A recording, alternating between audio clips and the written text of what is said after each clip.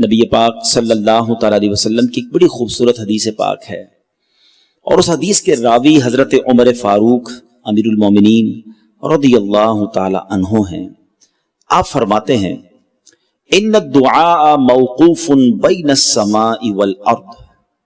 آپ فرماتے ہیں کہ دعا زمین و آسمان کے درمیان روکی جاتی ہے۔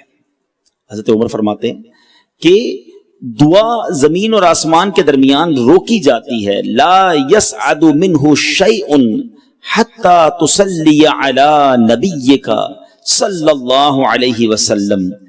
جب تک تو اپنے نبی پر درود نہ بھیجے وہ دعا بلند نہیں ہو پاتی۔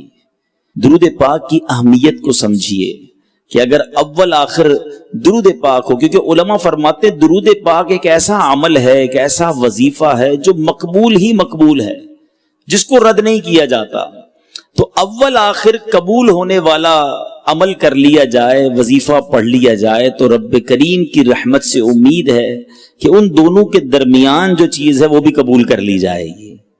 تو دعا سے پہلے بھی درود پاک، دعا کے بعد بھی درود پاک۔ آپ نے دیکھا ہوگا ماشاءاللہ علماء کرام، مسجدوں کے امام، عاشقان رسول کے جب اجتماع ہوتے ہیں تو دعا سے پہلے بھی صلاۃ السلام پڑھا جاتا ہے، حمد و صلات پڑھی جاتی ہے، اور دعا کے آخر میں بھی بعض اوقات جو آیت درود ہے وہ پڑھی جاتی ہے، ان اللہ وملائکتہ یصلون علی النبی یا ایھا الذین آمنوا صلوا علیہ وسلموا تسلیما۔ پھر سب لوگ مل کے درود پاک پڑھتے ہیں، آپ بھی پڑھ لیجئے، صلی اللہ علی النبی الامی وآلہ صلی اللہ علیہ وسلم صلاۃ و سلام علیک یا سیدی یا رسول اللہ۔